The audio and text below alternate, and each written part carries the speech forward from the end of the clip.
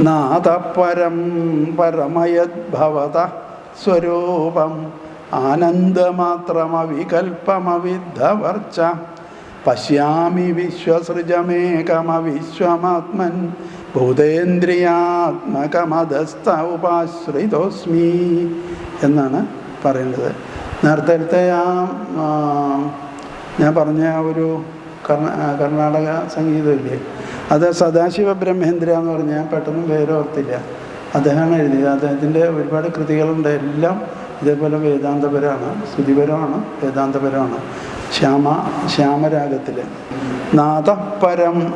നേരത്തെ ശ്ലോകം ഞാൻ ചൊല്ലിച്ചിട്ടില്ല. നമുക്ക് ഒടുക്കം നോക്കാം അല്ലേ, അല്ലെങ്കിൽ നീങ്ങിപ്പോണ്ടേ. നാദപരം പരമയദ്ഭവത സ്വരൂപം ആനന്ദമാത്രമവികൽപ്പമവിദ്ധവർച്ച പശ്യാമി വിശ്വസൃജമേകമവിശ്വമാത്മൻ ഭൂതേന്ദ്രിയാത്മകം അധസ്ഥ ഉപാശ്രിതോസ്മി എന്നാണ് പറഞ്ഞത്. അവിടെ ഭഗവാനെ വിളിച്ചത് മായാതീത പരമ എന്നാണ് വിളിച്ചത്. പരമ എന്ന് പറഞ്ഞല്ലോ. നാദപരം പരമ. പരമ എന്ന് പറഞ്ഞാൽ പരമമായിട്ടുള്ളവൻ, അതിലും അപ്പുറം ഇല്ല ഒന്ന് എന്നുള്ളതർത്ഥം. അപ്പോൾ ഈ മായയ്ക്കൊക്കെ അതീതരായവർക്ക് മാത്രമേ ആ ഒരു വിശേഷണം നമുക്ക് കൊടുക്കാൻ പറ്റുള്ളൂ. അപ്പോൾ ഭഗവാൻ ഈ ത്രിഗുണങ്ങൾക്കപ്പുറമായ മായയ്ക്ക് അതീതമായി. എന്താ ഈ മായ മുഴുവനും ഈ ത്രിഗുണങ്ങളിലാണ് കളിക്കണമെന്ന് ഞാൻ പറഞ്ഞല്ലോ. അപ്പോൾ അങ്ങനെയുള്ള പിന്നെന്താ പറഞ്ഞേ, അവിദ്ധ വർച്ച. ഭഗവാന് മറ്റൊരു വിശേഷണം കൊടുത്തത് അതാണ്. വർച്ചസ് എന്ന് പറഞ്ഞു കഴിഞ്ഞാൽ പ്രകാശമാണ്, പ്രകാശം.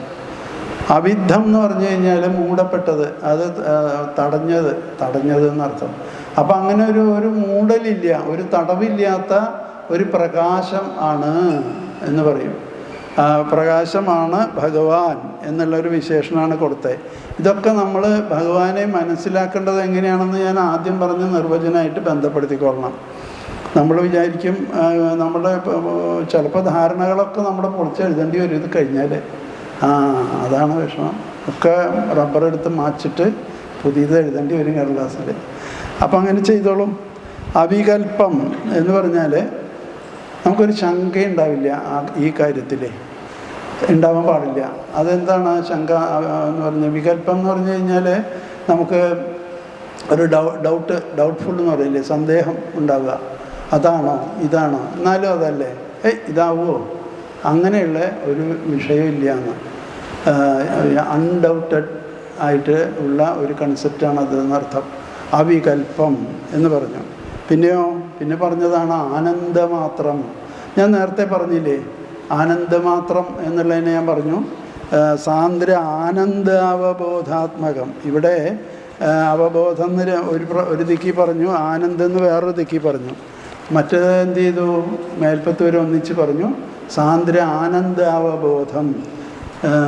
നിങ്ങളിൽ കുറേ പേരെങ്കിലും ആഞ്ഞം മാധവൻ നമ്പൂതിരിയുടെ സപ്താഹങ്ങൾ കേട്ടിട്ടുണ്ടാവും.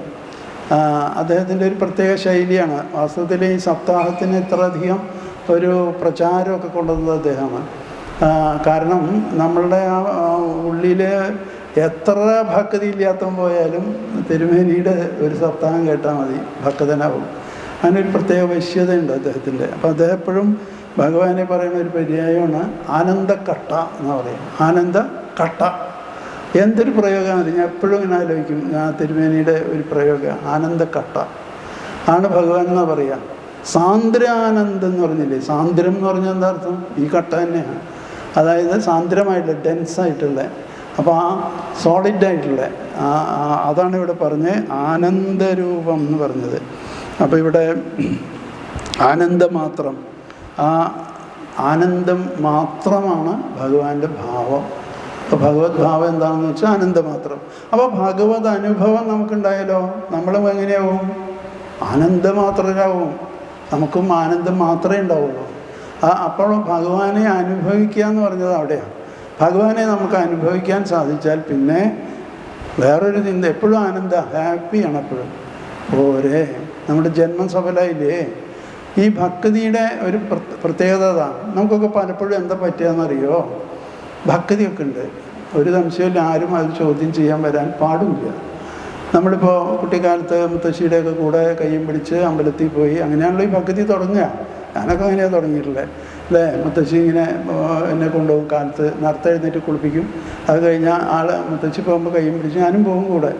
അപ്പോൾ ഇങ്ങനെ മുത്തശ്ശി ഇങ്ങനെ ഒരു ഓട്ട് മൊന്ത ഉണ്ടാവും കയ്യിൽ ചെറുതായിട്ട്, അത് ഈ തീർത്ഥം കൊണ്ടുവരാൻ വേണ്ടി. വീട് ഒരു വലിയ കൂട്ടുകുടുംബമായിരുന്നു. അപ്പോൾ മുത്തശ്ശി പോയി അമ്പലത്തിൽ നിന്നുകൊണ്ട് തീർത്ഥം ബാക്കി എല്ലാവർക്കും കൊടുക്കും. അപ്പോൾ ആ മൊന്ത ഇങ്ങനെ തേച്ച് മിനുക്കി ഇങ്ങനെ സ്വർണം പോലെ ആക്കിയിട്ടുണ്ട്, ഓടിൻ്റെയാണ്. അതെനിക്ക് പിടിക്കണം, അതാണ് എൻ്റെ ഒരു അവകാശം. അങ്ങനെ അതൊക്കെ ഞാൻ പിടിക്കും. അത് കഴിഞ്ഞ് ഇങ്ങനെ ഇങ്ങോട്ട് കൊണ്ടുവരുമ്പോൾ തീർത്ഥം അതിലുള്ളതുകൊണ്ട് എൻ്റെ ഈ തരില്ല.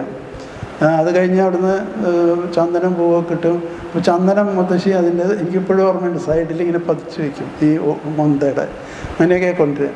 അപ്പോൾ അങ്ങനെയാണ് ഭക്തി തുടങ്ങണത്. പിന്നെ വൈകുന്നേരം നാമം ചെല്ലൽ, കാലത്ത് മുത്തശ്ശിമാരൊക്കെ നാമം ചെല്ലണ കേൾക്കൽ, ഇങ്ങനെയൊക്കെയാണല്ലോ നമുക്ക് ഭക്തി ആദ്യം ഉണ്ടാവുക. അപ്പോൾ അങ്ങനെ ഭക്തി ഉണ്ടായി.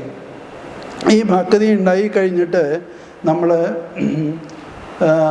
പിന്നെ അങ്ങോട്ട് എന്താ ഉണ്ടാവുക, അമ്പലത്തിൽ പോവുക, വഴിപാട് കഴിക്കുക, ചന്ദനം തൊടുക, കുറി തൊടുക, ഇതൊക്കെയാണ് ഭക്തി. കഴിഞ്ഞു. പിന്നെ ഭക്തിക്ക് വളർച്ചയില്ല, അത് പാടില്ല. അതിനാണ് നമ്മളിതൊക്കെ പഠിക്കണേ. ഭക്തി വളർന്നിട്ടാണ് ഇങ്ങനെ വരിക. രാമായണം വായിക്കാറില്ലേ നിങ്ങളൊക്കെ? രാമായണത്തിൽ എത്ര പ്രാവശ്യം ആവർത്തിച്ചാണ് എഴുത്തച്ഛൻ പറഞ്ഞേക്കണേ. ആ ഭക്തിയാണ് ആദ്യം തുടങ്ങുക. അത് കഴിഞ്ഞതിന് ശേഷം പിന്നെ അത് ഭക്തി മുഴുത്ത് ജ്ഞാനമായിട്ട് മാറും. ആ ജ്ഞാനം മുഴുത്തിട്ട് പിന്നെയാണ് നമ്മൾ മോക്ഷത്തിലേക്ക് പോവുക. അപ്പോൾ ഈ ഭക്തി എന്ന് പറഞ്ഞാൽ താഴത്തെ ഒരു പടി മാത്രമാണ്. പ്രൈമറി ക്ലാസ്സിലാണ് നമ്മളെന്നും പഠിച്ചുകൊണ്ടിരിക്കണേ. പണ്ട് പഠിച്ചതും പ്രൈമറിയിൽ ഇപ്പോഴും പ്രൊമോഷനില്ല. അതാണ് ഒരു കുഴപ്പം. നാരായണീയത്തിൽ എന്ത് ഭംഗിയായിട്ടാണ് മേൽപ്പത്തൂർ പറഞ്ഞിട്ടുള്ളതെന്ന് അറിയോ? ഭവത് ഭക്തിസ്താവത് പ്രമുഖമധുരാത് ഗുണരസാത്. അങ്ങയുടെ ഭക്തി ഉണ്ടല്ലോ, അത് മധുരാണ് ആദ്യം. എന്ത് രസമാണെന്നറിയോ? എന്താ കാരണം? കഥയൊക്കെ കേൾക്കുമ്പോഴേ, ഭഗവാന്റെ കഥയൊക്കെ മുത്തശ്ശി പറഞ്ഞുതരും രാത്രി ഉറങ്ങാൻ കാലത്ത്. അതേപോലെ സപ്താഹത്തിനൊക്കെ പോയി അവരൊക്കെ കഥ പറഞ്ഞു തരുന്ന കേൾക്കും. എന്ത് രസമാണ് കേൾക്കാൻ. ആ രസമുണ്ടല്ലോ, അതാണ് ഈ ഭവത് ഭക്തി സ്ഥാവത് പ്രമുഖ മധുര. മുമ്പിൽ ആദ്യം അതൊരു വളരെ രസമാണ്, മധുരാണ്. ഗുണരസാത്, ഭഗവാന്റെ ഗുണങ്ങളിങ്ങനെ പറയല്ലേ അത്. പക്ഷേ പിന്നെ മേൽപ്പത്തൂർ എന്ത് പറഞ്ഞു? കിമപ്പി ആരൂഢാ ചെയ്ത്, ആ ആരൂഢ ഉണ്ടാവണില്ല. പിന്നെ അവിടെ നിന്ന് അങ്ങോട്ട് ഉയരണം എന്നാണ് പറഞ്ഞത്.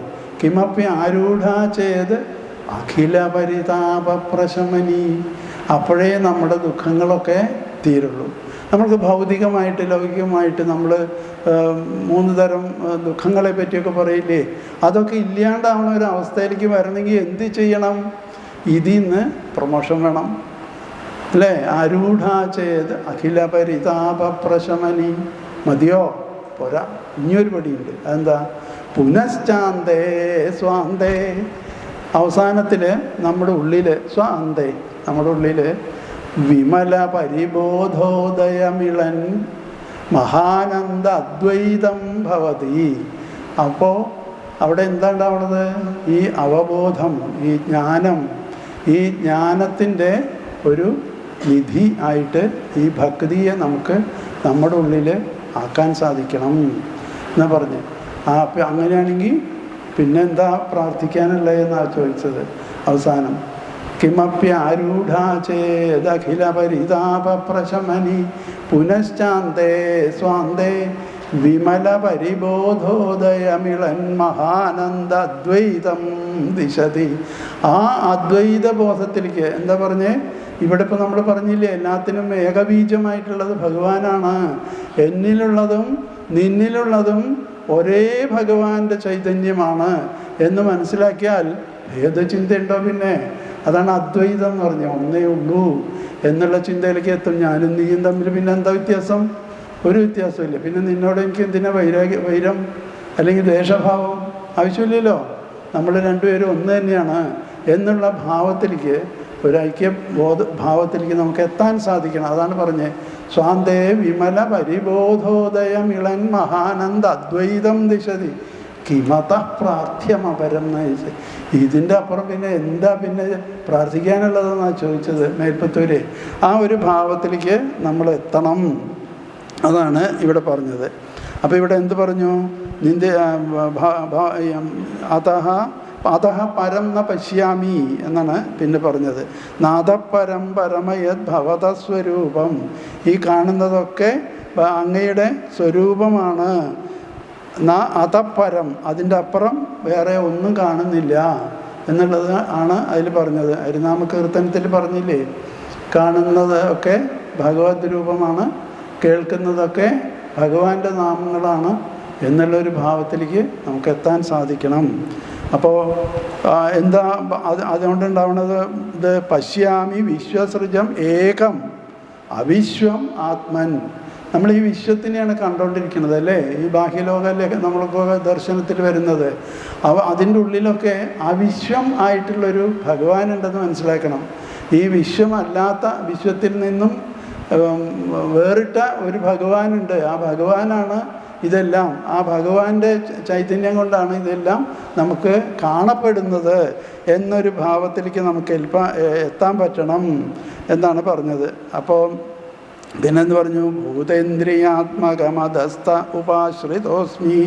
അവിടെ അവസാനം ഒരു ചെറിയൊരു നമസ്കാരം നടത്തിയത് എന്താണെന്ന് വെച്ച് കഴിഞ്ഞാൽ, അങ്ങനെയുള്ള എല്ലാ ഭൂതങ്ങളുടെയും ഇന്ദ്രിയങ്ങളുടെയും കാരണസ്വരൂപനായിട്ടുള്ള അങ്ങയെ ഞാനിതാ ആശ്രയിക്കുന്നു, ഉപാശ്രിത അസ്മി എന്ന് പറഞ്ഞാണ് അത് അവസാനിപ്പിക്കുന്നത്. അപ്പോൾ ഒരു ഏകതാഭാവത്തിൽ നമുക്ക് ഈ വിശ്വത്തിനെയും ഇവിടെയുള്ള എല്ലാ ചരാചരങ്ങളെയും ദർശിക്കാനുള്ള ഒരു മനസ്സിൻ്റെ വ്യാപ്തി ഉണ്ടാവണം എന്നുള്ളതാണ് ഇവിടെ ഈ ബ്രഹ്മാവിൻ്റെ ഈ സന്ദേശത്തിൽ പറയണത്. അതാണ് മൂന്നാമത്തെ ശ്ലോകം. നാലാമത്തെ ശ്ലോകത്തിൽ പറഞ്ഞു, നോക്കിക്കോളൂ. തദ്വായിദം ഭുവനമംഗളമംഗലായ ധ്യാനേ സ്മനോ ദർശിതം തൗപാസകാനാം തസ്മൈ നമോ ഭഗവതേനു വിധേമതുഭ്യം യേനാദൃതോ നരകഭാഗ്ഭിരസത്പ്രസംഗൈ എന്നാണ് അതിൽ പറഞ്ഞത്. അവിടെ ഭഗവാനെ ഒരു സംബോധന നടത്തിയത് എന്താ? ഭുവനമംഗള എന്നാണ്. വിശ്വ കല്യാണരൂപ എന്നാണ് ഭഗവാനെ വിളിച്ചത്. എന്താ അതിൻ്റെ ഒരു അർത്ഥം? ഈ വിശ്വത്തിന് മുഴുവനും മംഗളവും കല്യാണവും നൽകുന്നവനാണ് ഭഗവാൻ. അപ്പോൾ ആ ഭഗവാൻ അത് മാത്രമേ ചെയ്യുന്നുള്ളൂ. അല്ലാണ്ട് ഇവിടെ എന്തെങ്കിലും കാണുന്നുണ്ടെങ്കിൽ അതിന് ഭഗവാനെ ഒന്നും പറയരുത്. അതാണ് അതിൻ്റെ അർത്ഥം. അപ്പോൾ അത് കഴിഞ്ഞു. പിന്നെന്താ പറഞ്ഞേ? ഉപാസകാനാം നഹ മംഗളായ ധ്യാനേ ദർശിതം തന്നു, ദർശനം തന്നു. എന്തിനാണ് ഇപ്പോൾ എനിക്ക് ഈ എൻ്റെ തപസ്സിൽ അങ്ങ് ഒരു ദർശനം തന്നത്? മംഗളായ, എൻ്റെ മംഗളത്തിന് വേണ്ടിയിട്ടാണ്, എൻ്റെ അഭ്യുദയത്തിന് വേണ്ടിയിട്ടാണ് അങ്ങ് എനിക്ക് ദർശനം നൽകിയത്. നമ്മളൊക്കെ നാമം ജപിക്കാറുണ്ട്, കണ്ണടച്ചിരുന്ന് ധ്യാനിക്കാറുണ്ട് അല്ലേ? അപ്പോൾ നിങ്ങൾക്ക് ഒരു നിരാശയൊന്നും വരേണ്ട ആവശ്യമില്ല. അയ്യോ എനിക്ക് ദർശനം കിട്ടിയില്ലല്ലോ, അതൊന്നും വേണ്ട, അതിൻ്റെ ആവശ്യമൊന്നുമില്ല. എന്താ കാരണം? അതിനൊക്കെ ഒരു സമയമുണ്ട്. മാത്രമല്ല, ദർശനം കിട്ടിയാൽ മാത്രമേ ആ ധ്യാനം മുഴുവൻ സഫലമായി എന്നൊന്നും അർത്ഥമില്ല. നമ്മുടെ മനസ്സിൻ്റെ ശുദ്ധീകരണം നടക്കും ധാരാളമായിട്ട്. ആ മനസ്സിനെയും ശുദ്ധാവാനുണ്ട്. അതിൻ്റെ ആ ശുദ്ധിയുടെ ഒരു പരമകാഷ്ഠയിലെത്തുമ്പോൾ ഭഗവാൻ ദർശനം തരും. അത് വിചാരിച്ചാൽ മതി കേട്ടോ. അത് കിട്ടിയവരൊക്കെ ധാരാളം ഉണ്ട്. അപ്പോൾ ഇവിടെ പറഞ്ഞ എന്താണ്? ധ്യാനേസ്മനോ ദർശിതം ദ ഉപാസകാനാം. ഉപാസന ചെയ്യുന്നവരുടെ ഒക്കെ ദർശനം നൽകുന്നവനെ എന്നാണ് അവിടെ പറഞ്ഞത്. അപ്പോൾ അങ്ങനെ ഒരു സംശയം നിങ്ങൾക്ക് തോന്നണ്ട. ദർശനം കിട്ടിയില്ലെങ്കിലും വിരോധമൊന്നുമില്ല. നമ്മളുടെ ധ്യാനവും നമ്മളുടെ അനുഷ്ഠാനങ്ങളും നമുക്ക് തുടരാം എന്ന് പറഞ്ഞു. പിന്നെന്ത് പറഞ്ഞു? തസ്മൈ നമോ ഭഗവതേനു വിധേമതുഭ്യം. അപ്പോൾ അങ്ങനെയുള്ള ആ ഭഗവാൻ, വീണ്ടും ഭഗവതേ എന്നാണ് ഉപയോഗിച്ചത്. സർവ ഐശ്വര്യാദി നിലയമായിട്ടുള്ള അങ്ങേക്ക് നമഃ, നമസ്കാരം, അനുവിധേയമ എന്ന് പറഞ്ഞ് വീണ്ടും വീണ്ടും ഉണ്ടാകട്ടെ എന്ന്. അപ്പോൾ ഭഗവാനോട് എപ്പോഴും നമുക്കൊരു നമസ്കാര ഭാവം നമ്മൾ പുലർത്തുക. അതാണ് അനുവിധേയമ എന്ന് തന്നെ ഉപയോഗിച്ചത്. അനു എന്ന് പറഞ്ഞാൽ കൂടെ കൂടെ പിന്നാലെ പിന്നാലെ ഉണ്ടാവുന്നത് എന്ന് പറഞ്ഞു. അപ്പോൾ അതാണ് പറഞ്ഞത്. പിന്നെയോ അസത് പ്രസംഗൈഹി ഭഗവാന്റെ വേറൊരു കാര്യം കൂടിയും പറഞ്ഞു. അപ്പോൾ അതിൻ്റെ ഒരു കോൺവേഴ്സ് എന്നൊക്കെ പറയില്ലേ, ഒരു മറ്റേ പുറം കാണിച്ചു. ഇവിടെ എന്താ പറഞ്ഞേ? ഉപാസകാനാം ദർശിതം എന്ന് പറഞ്ഞു. അപ്പോൾ ഉപാസകന്മാർക്ക് ഭഗവാൻ ഭക്തന്മാർക്കും സജ്ജനങ്ങൾക്കും ദർശനം കൊടുക്കുന്നു. പക്ഷേ അല്ലാത്തവർക്ക് അത് കിട്ടുന്നില്ല എന്ന് പറഞ്ഞു. അതാണ് ഞാൻ നേരത്തെ തന്നെ ആദ്യം തന്നെ പറഞ്ഞത്. എൻ്റെ ധ്യാനത്തിൽ എനിക്ക് കിട്ടണില്ലല്ലോ, അപ്പം ഞാൻ ഈ രണ്ടാമത്തെ ഗ്രൂപ്പിലാണ് പെടുക എന്നൊന്നും ആരും വിചാരിക്കണ്ട എന്ന് ആദ്യം തന്നെ പറഞ്ഞത്. അതാണ് ഇതിൻ്റെ അർത്ഥം ഒടുക്കെ പറയാമെന്ന് വെച്ചത്. യോ അനാദൃതോ നരകഭാഗ്ഭിർ അസത് പ്രസംഗൈഹി എന്ന് പറഞ്ഞു. അസത് പ്രസംഗന്മാർ എന്നാ പറഞ്ഞ്. ഇതൊക്കെ എന്നെഴുതിയതാ, ഇപ്പോഴും ഇത് നടക്കണില്ല. ഞാനത് ഇങ്ങനെ ആലോചിക്കും. അതായത് അസത് പ്രസംഗം എന്ന് പറഞ്ഞാൽ ഈ കുതർക്കങ്ങൾ പറയല്. നമ്മളെന്തെങ്കിലും ഒരു ഭക്തിയുടെ കാര്യമൊക്കെ പറഞ്ഞു വരുമ്പോൾ അപ്പോഴേക്കും ഇങ്ങനത്തെ ഒരു സത്സംഗത്തിലൊന്നും അതുണ്ടാവില്ല. നമ്മൾ പുറത്തൊക്കെ കൂട്ടുകാരൊക്കെ ആയിട്ട് ഇങ്ങനെ വെടിയൊക്കെ പറയും ഇരിക്കുമ്പോഴൊക്കെ എന്തെങ്കിലും ഇങ്ങനത്തെ കാര്യങ്ങൾ പറഞ്ഞാൽ അതിൽ ഒരാളെങ്കിലും ഉണ്ടാവും പിന്നെ അങ്ങനെയൊന്നുമല്ല ഇല്ല, ഒരു കുതർക്കം പറയില്ലേ. അതാണ് ഈ അസത് പ്രസംഗൈഹി എന്ന് പറഞ്ഞത്. അങ്ങനെയുള്ളവർക്ക് ബ്രഹ്മാവ് ഒരു പട്ടം കൊടുത്തു. എന്താ ടൈറ്റിൽ കൊടുത്തതെന്നറിയാം? നരകഭാഗ്ഭി. അവർ നരകം അനുഭവിക്കണവരാണ്. അത്രേ പറയാൻ പറ്റുള്ളൂ, വേറെ അതിൽ കൂടുതലൊന്നും പറയാനില്ല എന്നാണ് പറയുന്നത്. അപ്പം അങ്ങനെ ഉള്ളവർ നരകഭാഗ്ഭി. അവരാണ് എന്ത് ചെയ്യണേ? അനാദൃത. അങ്ങ് അവരാലാണ് അനാദൃതനാവുന്നത്, അങ്ങേ ആദരിക്കാത്തത്, അങ്ങേ മനസ്സിലാക്കാത്തത്, അങ്ങേ അനുഭവിക്കാത്തത്, അങ്ങോട്ട് ആദരവ് തോന്നാത്തത്. അങ്ങനെയുള്ള അസത് പ്രസംഗന്മാർ ആയിട്ടുള്ളവർ നരകഭാക്കുകളാണെന്നാണ് പറഞ്ഞത്. അവർക്ക് ദുഃഖവും ദുരിതവും ജീവിതത്തിൽ ഒഴിയില്ല. എന്താ കാരണം? ഈ തരത്തിലുള്ള ഒരു ഏകഭാവന നമുക്കുണ്ടായാൽ നമുക്ക് എപ്പോഴും ആശ്വസിക്കാൻ ഒരു വകയുണ്ട്. എന്താണ്? എല്ലാം ഭഗവാന്റെ നിശ്ചയമാണ്.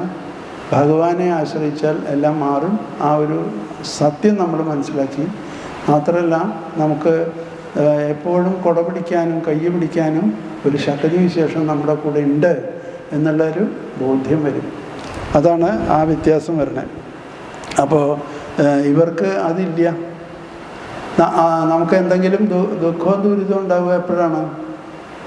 ജീവിതത്തിലെ അനുഭവങ്ങൾ എല്ലാവർക്കും ഒരേപോലെയാണ്. ചിലർക്ക് അത് ദുഃഖമായിട്ടും ദുരിതമായിട്ടും തോന്നില്ല. എന്താ കാരണം?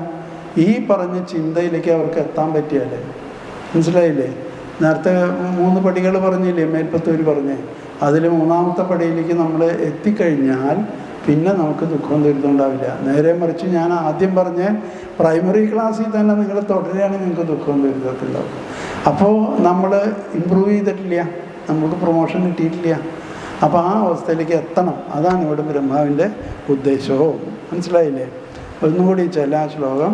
തദ്വായിദം ഭുവനമംഗളമംഗളായ ധ്യാനേ സ്മനോ ദർശിതം ത ഉപാസകാനാം തസ്മൈ നമോ ഭഗവതേനു വിധേമതുഭ്യം യേന ധൃതോ നരകഭാഗ്ഭിരസത്പ്രസംഗൈ. അപ്പോൾ ഇനി ഏതെങ്കിലും ഇങ്ങനെ നമ്മൾ പുറത്തൊക്കെ പോയിട്ട് കൂട്ടുകാരൊക്കെ ആയിട്ട് വെടിവെട്ടം പറയുമ്പോൾ എന്തെങ്കിലും ഭക്തി വിഷയമൊക്കെ എടുത്തിട്ടിട്ടുണ്ട്, ആരെങ്കിലുമൊക്കെ എന്തെങ്കിലും പറയുകയാണെങ്കിലൊന്നും തർക്കിക്കാൻ പോണ്ട. അവരൊക്കെ നരകഭാഗ്ഭി എന്ന് വിചാരിച്ചാൽ മതി എന്നർത്ഥം.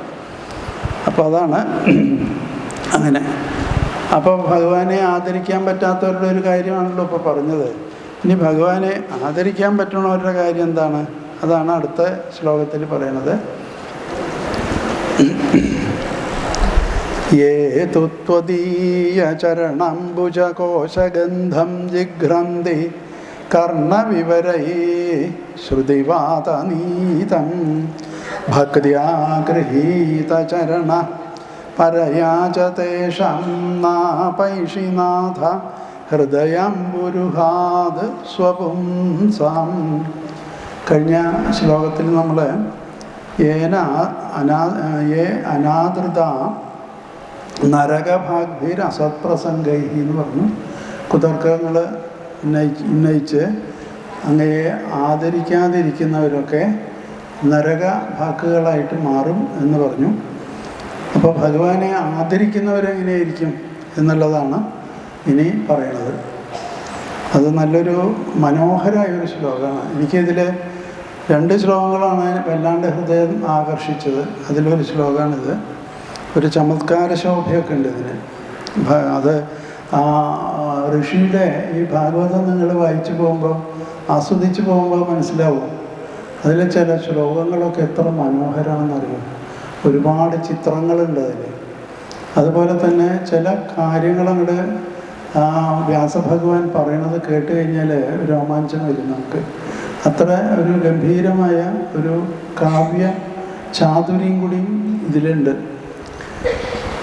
ഏതോ ത്വദീയ ചരണാംബുജ കോശഗന്ധം ജിഘ്രന്തി കർണവിവരൈഹി ശ്രുതിവാദനീതം. അത് നമ്മുടെ ഒരു അനുഭവം നമുക്കൊന്ന് പറയാം. നമുക്ക് ഇവിടെ ഇപ്പോൾ ഞാനിങ്ങനെ ഇരിക്കുകയാണ്. അപ്പോൾ എനിക്കിവിടെ ഒരു സുഗന്ധം കിട്ടുകയാണെന്ന് വിചാരിക്കുക. ഒരു സുഗന്ധം കിട്ടുക, അത് ഇതുവരെ ഇല്ലാതിരുന്നൊരു സുഗന്ധം എങ്ങനെ വരിക? സുഗന്ധം സാധാരണ ആരാ കൊണ്ടുവരിക?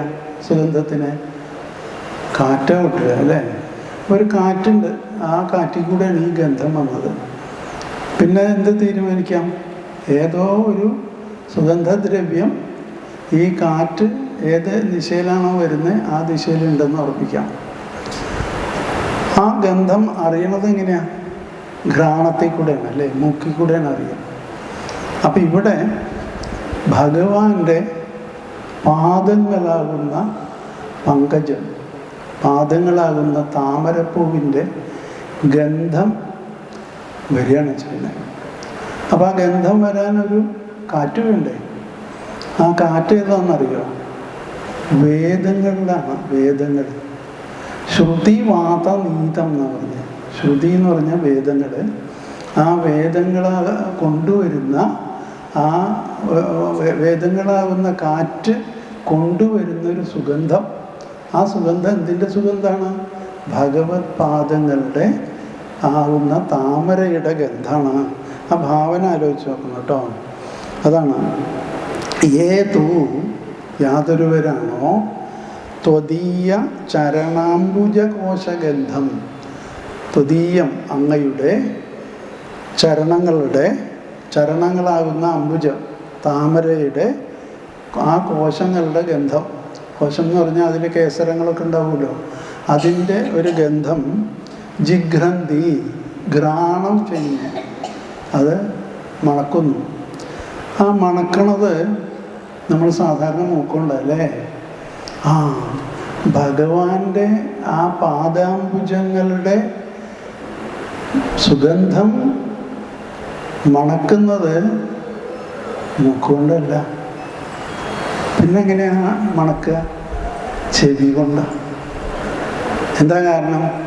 ഭഗവത് പാദങ്ങളുടെ പങ്കജത്തിൻ്റെ ഗന്ധം എന്ന് പറയുമ്പോൾ അത് കിട്ടുക ഒന്നുകിൽ ഈ ഭാഗവതം വായിക്കണ കേട്ടിട്ട്, അതല്ലെങ്കിൽ വേദങ്ങൾ ജപിക്കണ കേട്ടിട്ട്, അതല്ലെങ്കിൽ ഭഗവാന്റെ കഥകൾ കേട്ടിട്ട്. എന്തായാലും ഇത് അകത്തേക്ക് പോണ ഏത് വഴിക്കാം? കർണവിവരൈഹി. വിവരം എന്ന് പറഞ്ഞാൽ സംസ്കൃതത്തിലെ ദ്വാരം എന്നർത്ഥം. ദ്വാരം, അതാണ് വിവരം എന്ന് പറഞ്ഞ അർത്ഥം. ചെറിയ ദ്വാരത്തിനാണ് വിവരം എന്ന് പറയുക. ഇപ്പോൾ വാതിൽ പോലെയുള്ള വലിയ ദ്വാരത്തിന് ദ്വാരം എന്ന് തന്നെയാണ് പറയുക. സായിപ്പ് നമ്മുടെ ദ്വാരം എന്നുള്ള സംസ്കൃത പദം കൊണ്ടുപോയിട്ടാണ് ഡോർ എന്നാക്കിയത്. അങ്ങനെയൊക്കെ ഉണ്ട്. സായിപ്പ് കുറേ വാക്കുകൾ നമ്മുടെ സംസ്കൃതം കൊണ്ടുപോയിട്ടുണ്ട്. പിതാ എന്നുള്ളത് ഫാദർ എന്നാക്കി, മാതാ എന്നുള്ളത് മദർ എന്നാക്കി, സ്വസ എന്നുള്ളത് സിസ്റ്റർ എന്നാക്കി, ഭ്രാത എന്നുള്ളത് ബ്രദർ എന്നാക്കി. അങ്ങനെ കുറേ കൊണ്ടുപോയി. ആ കൂട്ടത്തിൽ കൂടെ കൊണ്ടുപോയതാ ഡോറ്. അപ്പോൾ ഇത് കർണവിവരൈഹി എന്ന് പറഞ്ഞ് ചെവി കൂടെ കേൾക്കണം. കേട്ട് കഴിഞ്ഞിട്ട് എന്താ ചെയ്യണേ അവിടെ? അപ്പോൾ ഭഗവാന്റെ പാദങ്ങളുടെ പ്രതീകമായിട്ട് ആ പാദങ്ങളുടെ സുഗന്ധം ഈ ചെവി കൂടെയാണ് മനസ്സിലേക്ക് വന്നത്. അത് മനസ്സിൽ വന്നപ്പോൾ അത് മനസ്സിൽ എത്തിപ്പോൾ ഭഗവാന്റെ പാദങ്ങളിൽ നിന്നാണ് ഇത് വരണത്. അപ്പം എന്ത് ചെയ്യാം നമുക്ക്? എന്നും ഈ സുഗന്ധം കിട്ടണമെങ്കിൽ എന്ത് ചെയ്താൽ മതി? ഭഗവാന്റെ പാദങ്ങൾ പോയിട്ട് പിടിക്കാണ്ട്.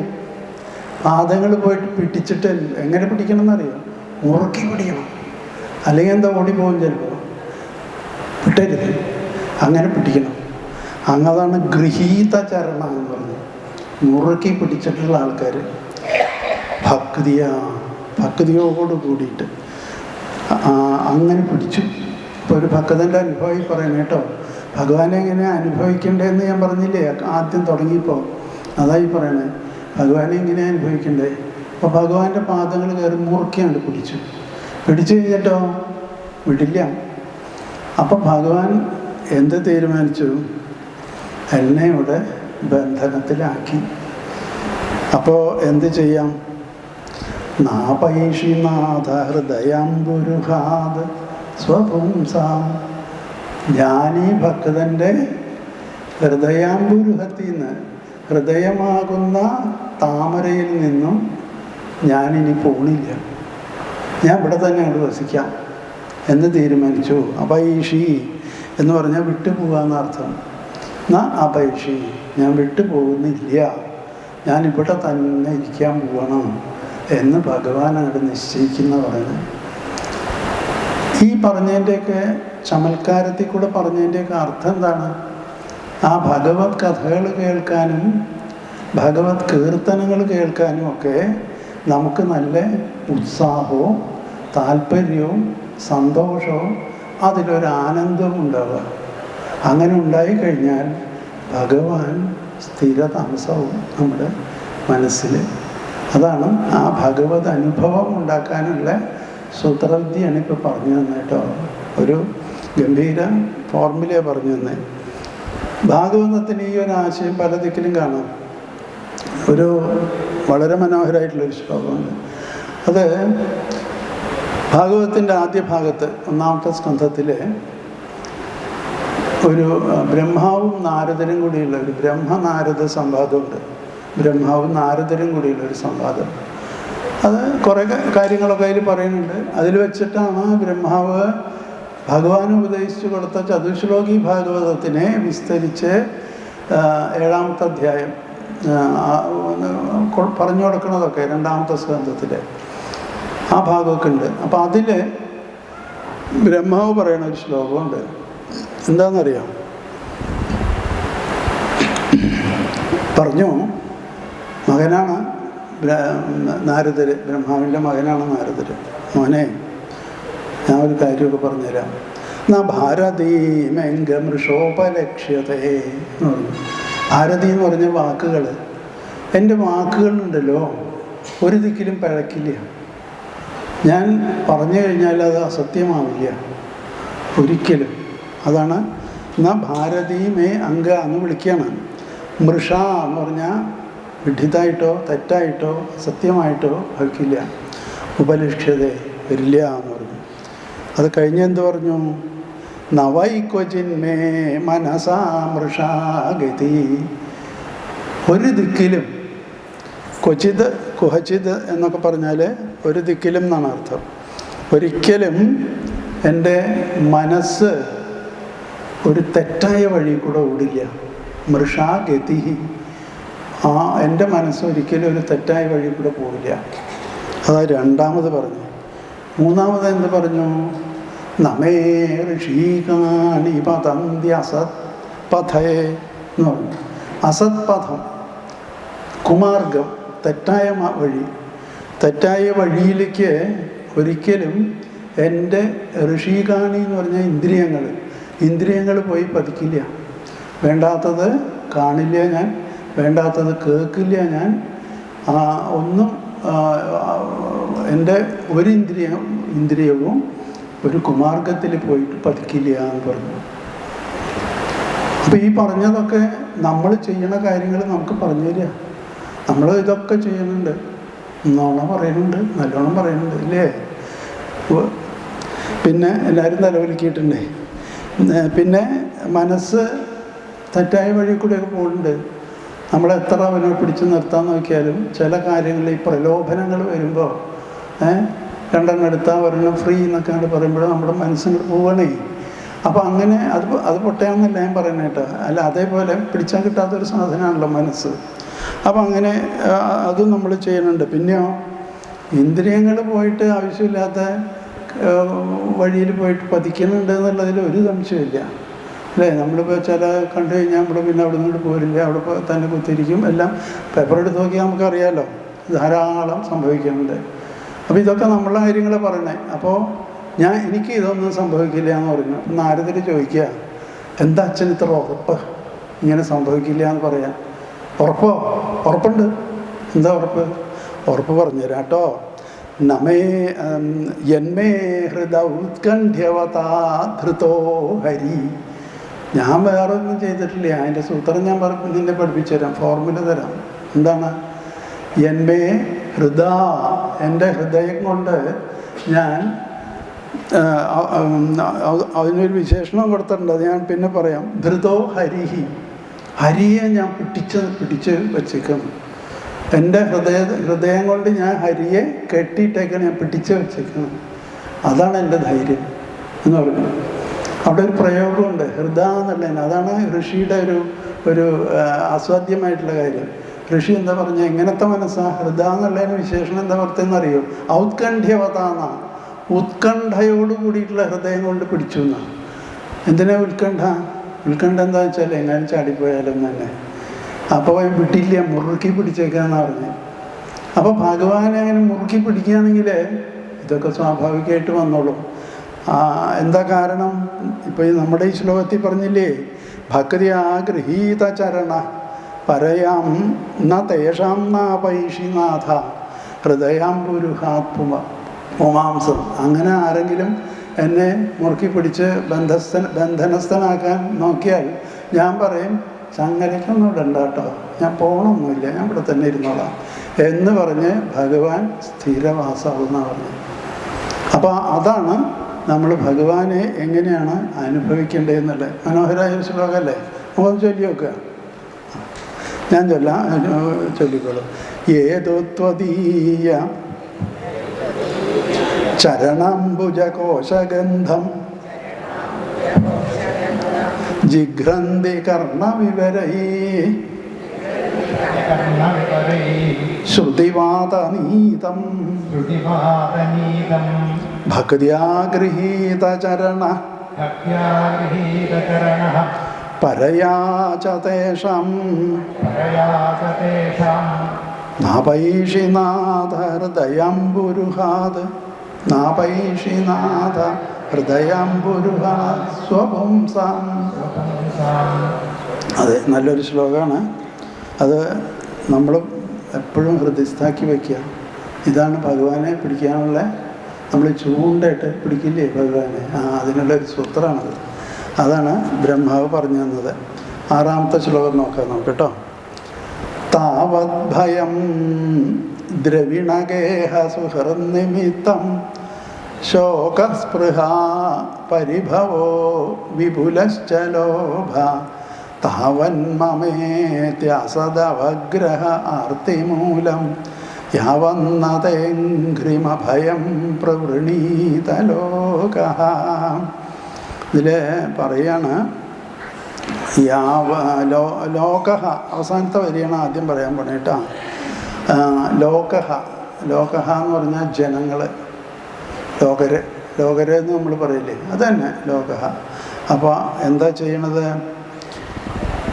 യാവത് എന്ന് പറഞ്ഞാൽ സംസ്കൃതത്തിൽ യാവത് താവത് എന്നൊക്കെ പറഞ്ഞാൽ, യാവത് എന്ന് പറഞ്ഞാൽ എന്ന് വരെ, എവിടം വരെ, എത്ര വരെ എന്നൊക്കെ ഉള്ളതിനാണ് ആ വരെ എന്നുള്ളതാണത്. അഭയം തേ അഘ്രിം ന പ്രവൃണീത, അവസാനത്തെ വരിയാണ്. അഭയം തേ അഘ്രിം ന പ്രവൃണീത. അഘ്രി എന്ന് പറഞ്ഞാൽ ഭഗവാന്റെ പാദങ്ങളാണ്, പാദങ്ങൾ എന്നർത്ഥം അഘ്രി. ആ പാദത്തിനെ ന പ്രവൃണീത എന്ന് പറഞ്ഞാൽ വരിക്കുന്നില്ല. വരിക്കുക എന്നുള്ള ധാതു എന്നാണ് വൃണീത എന്നും പ്രവൃണീത എന്നൊക്കെ ഉണ്ടാവുക. എന്ന് വെച്ചാൽ ആശ്രയിക്കുന്നില്ല. ഭഗവാന്റെ പാദങ്ങളെ ആരാണോ ആശ്രയിക്കാതിരിക്കുന്നത് എന്നർത്ഥം. ആ പാദങ്ങൾ എങ്ങനത്തെ പാദങ്ങളാണ്? അഭയം, നമ്മുടെ എല്ലാ ഭയങ്ങളെയും നീക്കുന്നതാണ്. യാതൊരു വിധത്തിലുള്ള ഭയവും നമ്മൾക്ക് പിന്നെ ഉണ്ടാക്കാത്തതാണ്. അത് ആരാണോ ചെയ്യാത്തത്, ആശ്രയിക്കാത്തത്, അത് അവർ ചെയ്യണില്ല. ശരി, പിന്നെ അവരെന്താ ചെയ്യണേ? എന്താ ചെയ്യണമെന്ന് വെച്ചാൽ ആദ്യത്തെ വരിയിരിക്കുക വരണേ കേട്ടോ. ദ്രവിണഗേഹ സുഹൃനിമിത്തം ശോക. അവർ ചില കാര്യങ്ങളിങ്ങനെ മുറുക്കി കെട്ടിപ്പിടിച്ചിരിക്കുകയാണ്. അതെന്തൊക്കെയാണ്? ദ്രവിണം എന്ന് പറഞ്ഞാൽ ധനം. എനിക്ക് കുറേ സ്വത്തുണ്ട്, ബാങ്ക് ബാലൻസ് ഉണ്ട്, കാശുണ്ട്, കളിക്കാൻ ഇഷ്ടംപോലെ കാശ് കയ്യിലുണ്ട് എന്നൊക്കെയുള്ള ഒരു അഹങ്കാരവും ഒക്കെ ആയിട്ടിങ്ങനെ അതിനെയും കെട്ടിപ്പിടിച്ചിരിക്കുകയാണ്. അത് കുറയോ, അതിനെയും കൂട്ടണം, അങ്ങനെയൊക്കെയുള്ള. പിന്നെ ഗൃഹം, വീട്. ഓ എൻ്റെ വീട് എന്നുള്ള ഒരു ഭാവം. പിന്നെയോ ബന്ധുക്കൾ അല്ലേ? ദ്രവിണ ഗേഹ സുഹൃത്ത് എന്ന് പറഞ്ഞാൽ മിത്രങ്ങൾ, ബന്ധുക്കളൊക്കെ കൂട്ടിക്കോളൂ. ബന്ധുമിത്രാദികൾ, ബന്ധുക്കളുണ്ട്, വീട്ടിൽ ഭാര്യയുണ്ട്, കുട്ടികളുണ്ട്, പിന്നെ അവരുടെ ബന്ധുക്കളുണ്ട്, എൻ്റെ കൂട്ടുകാരുണ്ട് എന്നൊക്കെയുള്ള ആ ഒരു അതൊക്കെയാണ് എനിക്ക് സുഖം തരുന്നത് എന്നുള്ള ഒരു മിഥ്യാസങ്കല്പത്തിൽ എന്ത് ചെയ്യണം? അവരുടെ അവസ്ഥ എന്താണ്? ശോക.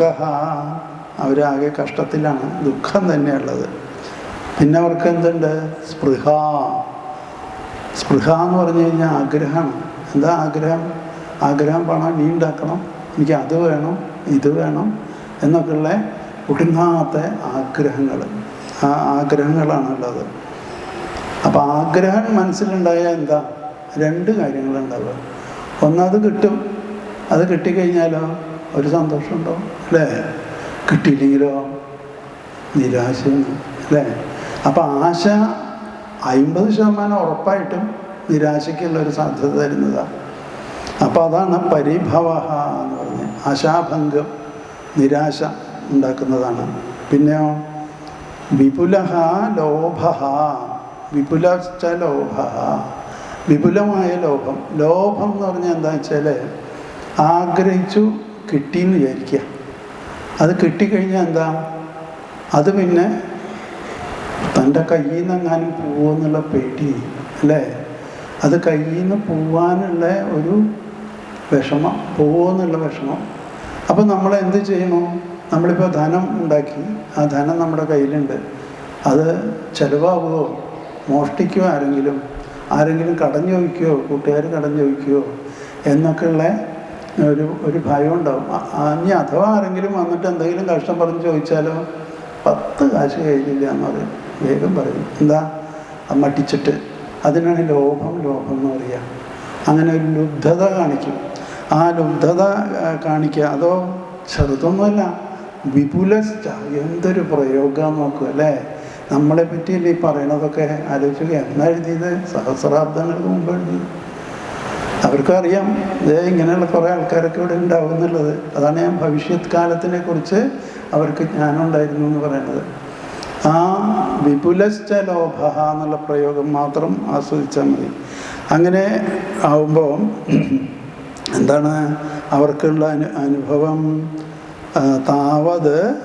അപ്പോൾ ഈ ഭഗവാനെ സ്മരിക്കാത്തയിടത്തോളം കാലം എന്നല്ലേ മുമ്പിൽ പറഞ്ഞത്, അതുവരേക്കും എന്താ ഉണ്ടാവുക? ആർത്തി മൂലം.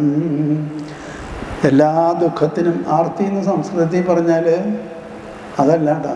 ആർത്തി എന്ന് പറഞ്ഞു കഴിഞ്ഞാൽ ദുഃഖം എന്നർത്ഥം. ദുഃഖം, ദുരിതം, അഗണി എന്ന് പറയില്ലേ ഇംഗ്ലീഷിൽ, ആ വാക്കാണ് ആർത്തി എന്ന് പറഞ്ഞാൽ. ആ ആർത്തിക്ക് കാരണമായിട്ടുള്ള ഒരു സാധനം ഉണ്ടെന്ന് അവിടെ എഴുതിയിട്ടുണ്ട് കേട്ടോ. മമേതി, മമ ഇതി, എൻ്റെ ഈ വീടോ ഞാനുണ്ടാക്കിയതാ, എൻ്റെ കാശുണ്ട്. അങ്ങനെയൊക്കെ വിചാരിക്കുകയല്ലേ നമ്മൾ? അങ്ങനെയൊക്കെയല്ലേ വിചാരിക്കുക? അതിനാണ് ഈ പറയണത് മമേതി എന്ന് പറയുന്നത്. എൻ്റെ എന്നുള്ള എന്നർത്ഥം. അങ്ങനെയുള്ള അസദവഗ്രഹ, വെറും മിഥ്യയായിട്ടുള്ള സങ്കല്പമാണത്. വെറും മിഥ്യയായിട്ടുള്ള സങ്കല്പമാണ്. എനിക്ക് പണമുണ്ട്, ശരി, സമ്മതിച്ചു. അമ്മയുടെ വയറ്റിൽ നിന്ന് വന്നപ്പോൾ കൊണ്ടെന്താ ഈ പണം? അല്ല, നമ്മളാരും കൊണ്ടുവന്നിട്ടില്ല, ഒന്നും കൊണ്ടുവന്നില്ല, കൈ വീശി വന്നേക്കണേ അല്ലേ? കൈ വീശിയിട്ടും ഇല്ല, കൈ ഇങ്ങനെ ചുറ്റി പിടിച്ചിട്ട് വന്നേക്കണേ. അത് ശരിയാണ്, വേണം വേണമെന്നല്ല ലോഭം കാണിച്ചുകൊണ്ട് തന്നെയാണ് വന്നേക്കണേ. എങ്കിലും അപ്പോൾ അതൊന്നുമല്ല, ഇതൊക്കെ ആരും തന്ന? ഭഗവാൻ തന്നതാണ്. ഞാൻ അധ്വാനിച്ചുണ്ടാക്കിയതാണ്.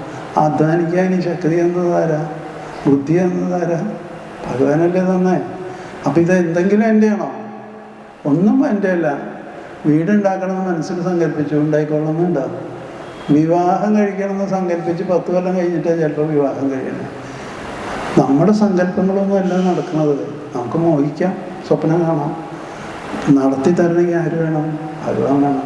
ഇതെല്ലാം ആരുടെ നിർമ്മിതിയാണ്? ഭഗവാന്റെ നിർമ്മിതിയാണ്. ഒരു സംശയം ആർക്കും ഉണ്ടാവണ്ട. ആ ഒരു ഭാവം ഇല്ലാതെ എല്ലാം എൻ്റെയാണ് എന്ന് കൊണ്ട് നടക്കുന്ന ഒരവസ്ഥയിൽ അവർ എന്നും ദുഃഖത്തിന് പാത്രമാകുമെന്നാണ് പറഞ്ഞത്. ദുഃഖഹേതു ആർത്തി മൂലം എന്നാണ് പറഞ്ഞത്. അങ്ങനെ നടക്കേണ്ടി വരും എന്നാണ് പറഞ്ഞത്. അപ്പം എന്താണ് നമ്മൾ പ്രായോഗിക ജീവിതത്തിൽ ഇതിൽ നിന്ന് പഠിക്കേണ്ട ഒരു പാഠം? നമുക്ക് എല്ലാം ഭുക്തി തരുന്നതും ഭഗവാനാണ്, മുക്തി തരുന്നതും ഭഗവാനാണ്. പക്ഷേ നമ്മൾ ആ ഭുക്തിയെ മാത്രം അനുഭവിക്കുകയും കാണുകയും ചെയ്താൽ പോരാ. ആ മുക്തിയും ഭഗവാൻ തരാൻ കഴിവുള്ള ആളാണ് ഭഗവാനെ. അപ്പോൾ ആ മുക്തിയിലേക്ക് എനിക്ക് പോകണം എന്നുള്ളൊരു മനസ്സും പരിശ്രമവും നമുക്കുണ്ടാവണം. മനുഷ്യർക്ക് മാത്രമേ പറ്റുള്ളൂ കേട്ടോ മുക്തിയിലേക്ക് എത്താൻ. പൂച്ചയ്ക്ക് പറ്റില്ല, ഈച്ചയ്ക്ക് പറ്റില്ല, നായ്ക്ക് പറ്റില്ല, കുതിരയ്ക്ക് പറ്റില്ല, പശുവിന് പറ്റില്ല, ഒന്നിനും പറ്റില്ല. അവർ ഈ ജന്മത്തിൽ എന്തെങ്കിലും പുണ്യം ചെയ്തിട്ടുണ്ടെങ്കിൽ അടുത്ത ജന്മം മനുഷ്യജന്മമായിട്ട് കിട്ടിയാൽ കുറച്ചത് കൊണ്ട് പോന്നിട്ടുണ്ടാവും. കയ്യിലൊരു വെയിറ്റൊക്കെ ആയിട്ട് വരാൻ പറ്റിയിട്ടുണ്ടാവും. അതുകൊണ്ട് അവർക്ക് പരിശ്രമവും ചിലപ്പോൾ കുറവ് മതിയാവും. അത്ര തന്നെയുള്ളൂ. അതൊക്കെ നമ്മളും കൊണ്ടുവന്നിട്ടുണ്ട്. നമ്മളത്ര മോശക്കാരൊന്നുമല്ല. കുറേ പുണ്യബലമൊക്കെ നമുക്കുമുണ്ട്. നമ്മളിനി കുറച്ച് പരിശ്രമിക്കും കൂടി ചെയ്താൽ മതി. അപ്പോൾ മോക്ഷം കിട്ടും. ഈ മോക്ഷം എന്ന് പറയുന്നത് എപ്പോഴാണ് കിട്ടുക? മരിച്ചിട്ടല്ല കേട്ടോ, അത് ഉറപ്പ്. പിന്നെ എപ്പോഴാണ് കിട്ടുക? അത് പറയാൻ പറ്റില്ല. അത് നമ്മുടെ മിടുക്ക് പോലെ ഇരിക്കും. നാളേക്ക് വേണമെങ്കിൽ നാളെ നമുക്ക് ആ അവസ്ഥയിലേക്ക് എത്താൻ പറ്റും. ഇത്തരത്തിലുള്ള ഭക്തിയും ചിന്തകളും ജ്ഞാനവും ഒക്കെ ചേർത്താൽ മതി. അത് ചേർത്ത് കഴിഞ്ഞാൽ നമുക്ക് വലിയ താമസമില്ലാണ്ട് മുക്തി എത്താം. ജീവൻ മുക്തൻ എന്ന് പറയും. ജീവിച്ചിരിക്കുമ്പോൾ തന്നെ മുക്തി നേടിയവർ എത്ര പേര് ഇന്നും നമ്മൾ കണ്ടുകൊണ്ടിരിക്കുന്നു അല്ലേ? മഹാത്മാക്കൾ, രമണ മഹർഷി, അവരുടെയൊക്കെ കഥ നമ്മൾ കേട്ടില്ലേ? രാമകൃഷ്ണ പരമഹംസർ, അമൃതാനന്ദമയി ദേവി, അങ്ങനെ പലരെയും നമ്മൾ കേട്ടിട്ടുണ്ട്. അപ്പോൾ ആ ജീവിച്ചിരിക്കുമ്പോൾ തന്നെ മുക്തി നേടിയ ഒരവസ്ഥയിലേക്ക് നമുക്ക് എത്താൻ പറ്റും. പിന്നെ നമുക്ക് എന്താ അസാധ്യമായിട്ടുള്ളത്? ഒന്നും അസാധ്യമായിട്ടുണ്ടാവില്ല. ഒന്നിനും വേണ്ടി ആഗ്രഹിക്കണ്ട, എല്ലാം വന്നു ചേർന്നോളൂ. മനസ്സിലായില്ലേ? ആഗ്രഹം വന്നു കഴിഞ്ഞാൽ നമ്മൾ എന്തായിരിക്കും എന്നറിയോ? 2 കോടിയുടെ ആസ്തിയുള്ള ആളാണെങ്കിലും ദരിദ്രനായിരിക്കും. ഭാഗവതത്തിലെ മുക്തി സ്കന്ധം എന്ന് പറയണേ ഏകാദശ സ്കന്ധത്തിലെ 19ാമത്തെ അധ്യായത്തിലെ ഭക്തിയെ പറ്റിയൊക്കെ ഭഗവാൻ പറഞ്ഞു കൊടുക്കും. അതൊക്കെ കഴിയുമ്പോൾ ഒരു ഇൻ്ററാക്റ്റീവ് സെഷനായിരുന്നു ഈ ഉദ്ധവദൂതേ. ഭഗവത്ഗീത അതെ. അപ്പോൾ അതിൻ്റെ ഇടയിൽ ഉദ്ധവർ ചോദ്യം ചോദിക്കും. അപ്പോൾ ഉദ്ധവർ എന്ത് ചെയ്തു എന്ന് വെച്ച് കഴിഞ്ഞാൽ, നിങ്ങൾ ഈ ക്യൂസ് പ്രോഗ്രാമൊക്കെ കണ്ടിട്ടില്ലേ? ക്യൂസ് പ്രോഗ്രാം ടി വിയിലൊക്കെ. അപ്പോൾ അതിൽ കുറേ റൗണ്ടുകളുണ്ടാവും. ലാസ്റ്റ് റൗണ്ട് എന്താണെന്നറിയോ? ലാസ്റ്റ് ഒരു റാപ്പിഡ് ഹിറ്റ് എന്ന് പറഞ്ഞൊരു ഒരു റൗണ്ടുണ്ട്. അതിലെങ്ങനെയാണെന്ന് വെച്ചാൽ ക്യൂസ് മാഷിങ്ങനെ കട്ടകട്ടയെന്ന് ചോദ്യം ചോദിക്കും. അപ്പോൾ അവർ കട്ടകട്ടയെന്ന് പ്രസ് ചെയ്യലാണ്, ഉത്തരം പറയണം. അപ്പോൾ അങ്ങനെ ഒരു റാപ്പിഡ് ഹിറ്റ് നടത്തുന്നുണ്ട് അർജുനൻ. അല്ല, അത് മറ്റേ ഉദ്ധവരിങ്ങനെ കട്ടകട്ടയെന്ന് കുറേ ചോദ്യം ചോദിക്കും. ബഹുരസായിട്ട് ആ ഭാഗമൊക്കെ നിങ്ങൾക്കെടുത്ത് പഠിക്കണമെന്ന് ഞാൻ പറയാം. എന്താണെന്നറിയോ? ഒരു ഒറ്റ വാക്കിലാണ് ഉത്തരം. ചോദ്യത്തിൻ്റെ അത്ര തന്നെ ഉത്തരവുള്ളൂ. അതിൽ ചോദിക്കുന്ന ഒരു ചോദ്യമാണ് കോ ദരിദ്ര എന്ന് ചോദിക്കും. ആരാണ് ഈ ദരിദ്രൻ എന്ന് ചോദിക്കും. ദരിദ്രോ യസ്തു അസന്തുഷ്ട. ഭഗവാന്റെ മറുപടിയാണ്. ദരിദ്രൻ ആരാണെന്ന് വെച്ചാൽ എന്ത് കിട്ടിയാലും മതിയായില്ല എന്ന് തോന്നുന്ന ആൾ. എന്ത് കിട്ടിയാലും തൃപ്തിയാവാത്ത ആളാണ് ദരിദ്രൻ. അവനെന്നും ദരിദ്രനാവും. എത്ര ബാലൻസ് ഉണ്ടായാലും, എത്ര ഭൂമി ഉണ്ടായാലും, എത്ര മറ്റ് സ്വത്തുകളുണ്ടെങ്കിലും കാര്യമില്ല, അവനെന്നും ദരിദ്രനാവും. ഒന്നുമില്ല, പക്ഷെ മനസ്സ് സന്തുഷ്ടനാണ്, എനിക്കിത് മതി, ഞാനിതുകൊണ്ട് സുഖമായിട്ട് ജീവിച്ചോളാം, ഒരു കുഴപ്പമില്ല, ആനന്ദമായിട്ട് ജീവിക്കുന്ന ആൾക്കാർ അവരെന്നും സമ്പന്നരാണ്. അപ്പോൾ ഈ സമ്പന്നതയും ദാരിദ്ര്യവും നിശ്ചയിക്കുന്നത് ഫിസിക്കലായിട്ടുള്ള വെൽത്തല്ല, ഇൻറ്റേണലായിട്ടൊരു വെൽത്തുണ്ട്.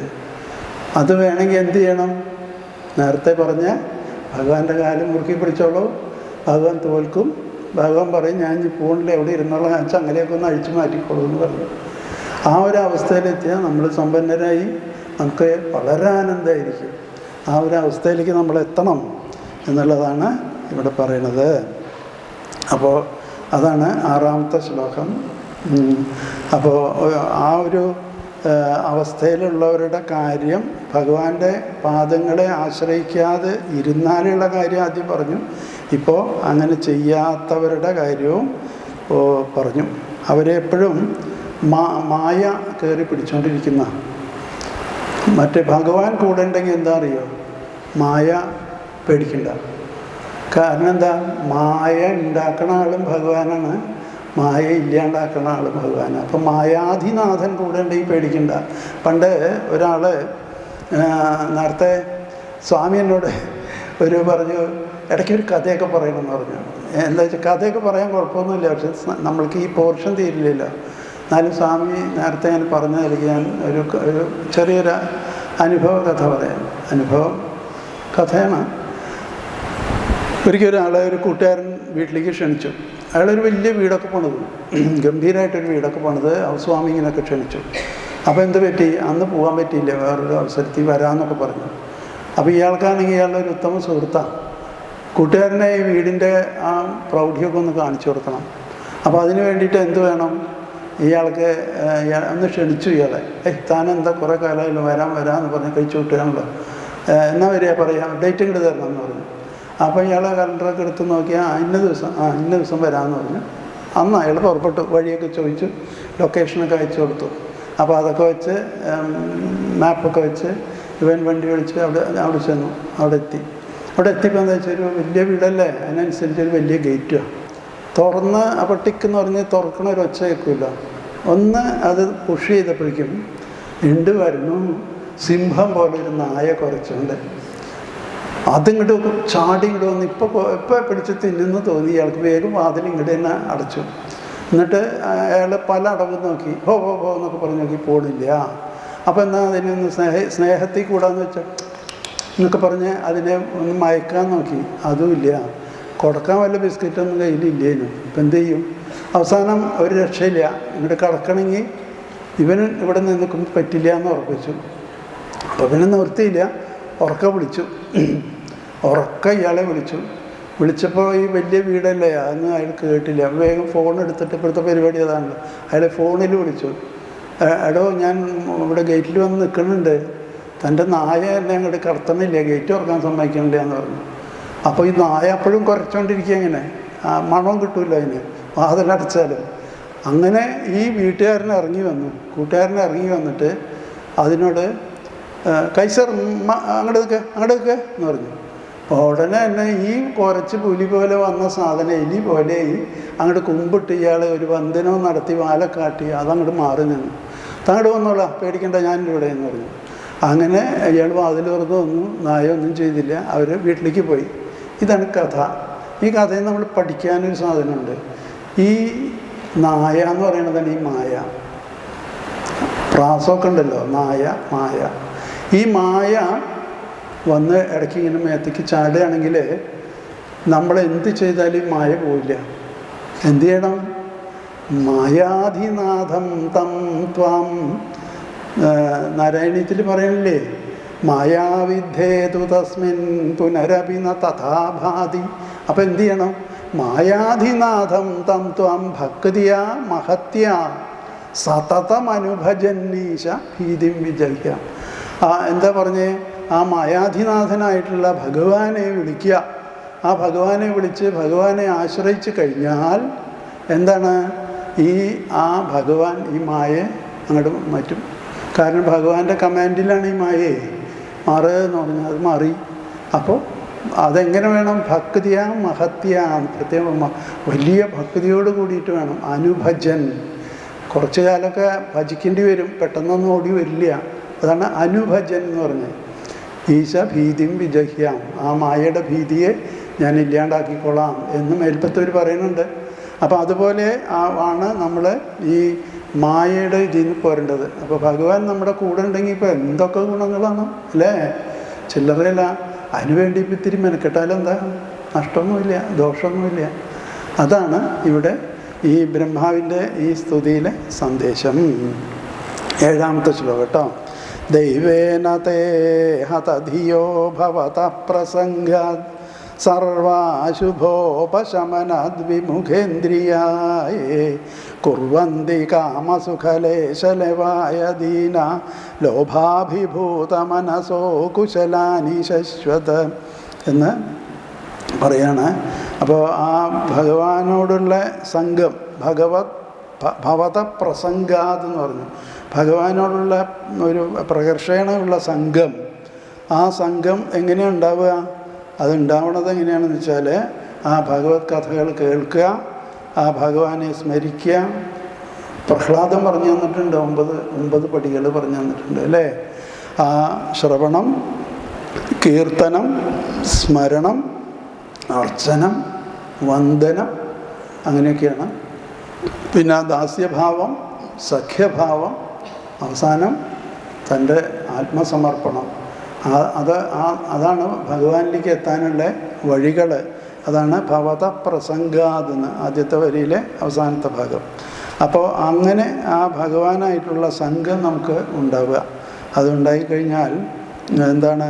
സർവ അശുഭ ഉപശമനാത്, അങ്ങനെ എല്ലാ ദുഃഖങ്ങൾക്കും, അശുഭം എന്ന് പറഞ്ഞാൽ അവിടെ ദുഃഖം എന്ന് അർത്ഥം എടുത്താൽ മതി, അതെല്ലാം ഉപശമിക്കാൻ വേണ്ടിയിട്ട് ആ ഭഗവാനോടുള്ള ആ സംഘം കൊണ്ട് സാധിക്കും. അപ്പോൾ അതിന് വിമുഖേന്ദ്രിയാഹ, അതിന് ഒട്ടും തന്നെ ഒരു ആഭിമുഖ്യം കാണിക്കാത്തവർ, വൈമുഖ്യം ഉള്ളവർ, ആ വൈമുഖ്യം ഉള്ളവർ ആരാണോ തേ ദൈവേന ഹതധിയ, ഹതധിയ എന്ന വാക്കാണ് ഉപയോഗിച്ചേക്കണേ. ധീ എന്ന് പറഞ്ഞാൽ ബുദ്ധി. അവർക്ക് നേരായ ബുദ്ധി ഹതം, ഇല്ലാണ്ടായി, നശിച്ചു. അവർക്ക് വേണ്ടത് വേണ്ട സമയത്ത് തോന്നില്ല, വേണ്ടത് വേണ്ട സമയത്ത് പറയില്ല, വേണ്ടത് വേണ്ട സമയത്ത് ചെയ്യില്ല. അതാണ് ഹതധി ആയിക്കഴിഞ്ഞാലുള്ള കുഴപ്പം. അങ്ങനെ ഉള്ളവരായിട്ട് മാറും എന്ന് പറഞ്ഞു. പിന്നെയോ അവരെന്ത് ചെയ്യും?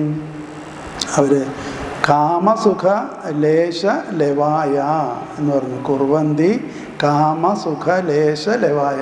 ലേശം എന്ന് പറഞ്ഞാൽ എന്താ അർത്ഥം? ലേശം എന്ന് പറയില്ല, കുറച്ച് ചെറിയൊരു ക്വാണ്ടിറ്റിയെ പറയും. ലവം എന്ന് പറഞ്ഞാൽ അതിൻ്റെ അർത്ഥം അത് തന്നെയാണ്. വേണമെങ്കിൽ ഇത്തിരി കൂടിയും ചെറുതെന്ന് പറയാം.